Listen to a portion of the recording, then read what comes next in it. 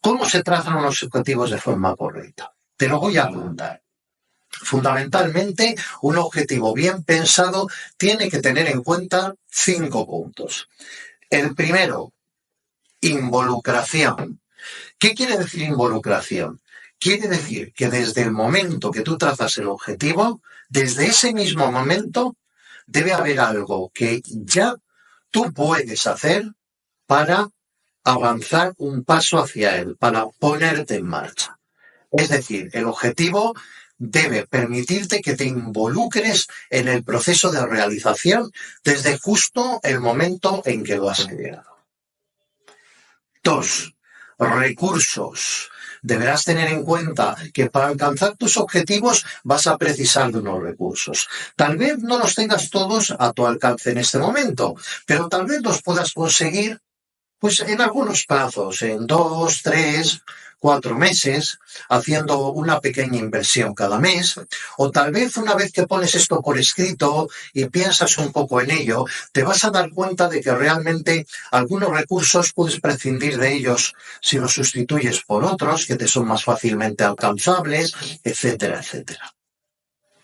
Tercer punto a tener en cuenta, ecología. Un objetivo debe ser ecológico. ¿Qué quiere decir esto?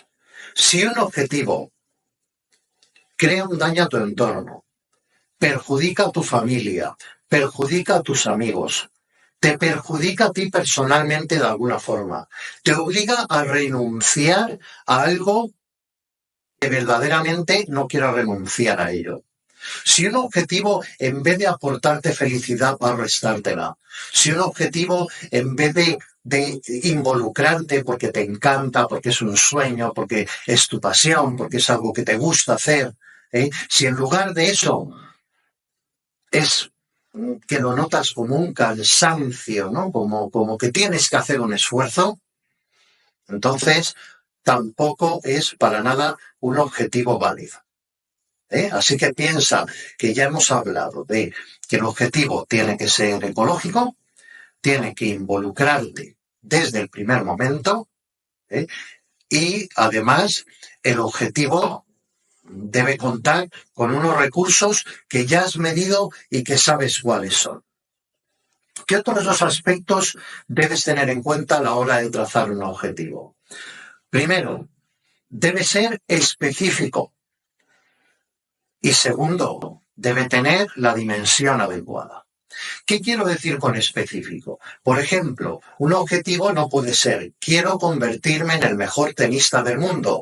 No, eso no es un objetivo específico. Un objetivo específico sería, pues para agosto del año que viene, quiero haber ganado este torneo y este torneo, con lo que habré alcanzado tantos puntos en el ranking de la ATP. Eso es un objetivo medible, un objetivo específico. ¿Por qué necesitas poder medir un objetivo? Porque por el camino, mientras te diriges a él, tienes que hacer el trabajo de ver, de comprobar si te estás desviando de la ruta o si vas bien encaminado. Y para ello necesitas que el objetivo sea medible, sea comparable con el desempeño que estás alcanzando constantemente. Y finalmente, como te decía, el objetivo debe tener la dimensión adecuada. No te digo que no deba ser ambicioso. Siempre digo, y como he escrito en mi libro La Visión, lo imposible es maravilloso, porque lo imposible es innovador, lo imposible es cambio, lo imposible es crecimiento, es desarrollo, es disruptivo, es algo nuevo. Entonces, no te conformes con hacer cosas posibles si puedes pensar en hacer cosas imposibles. Haz cosas imposibles, vea por ella. Sé como la reina Blanca en Alicia en el País de las Maravillas, que decía, muchas veces se me han ocurrido 6 cosas imposibles antes de desayunar. Pues tú hazlo igual, pero con la cabeza en su sitio, con los pies en el suelo, sabiendo qué pasos vas a dar, conociendo tu estrategia, valorando tus oportunidades, siendo consciente de qué capacidades necesitas incrementar, siendo consciente de tus carencias, de tus debilidades y también de tus fortalezas. Así que aquí tienes las 5 claves para trazar un objetivo de forma adecuada como emprendedor. Espero que este vídeo te haya sido útil. Adelante. ¿Te ha gustado este video? Pues danos un me gusta y suscríbete al canal para estar informado de los nuevos vídeos y cursos que publicamos cada semana. Así nos ayudas a seguir acompañándote.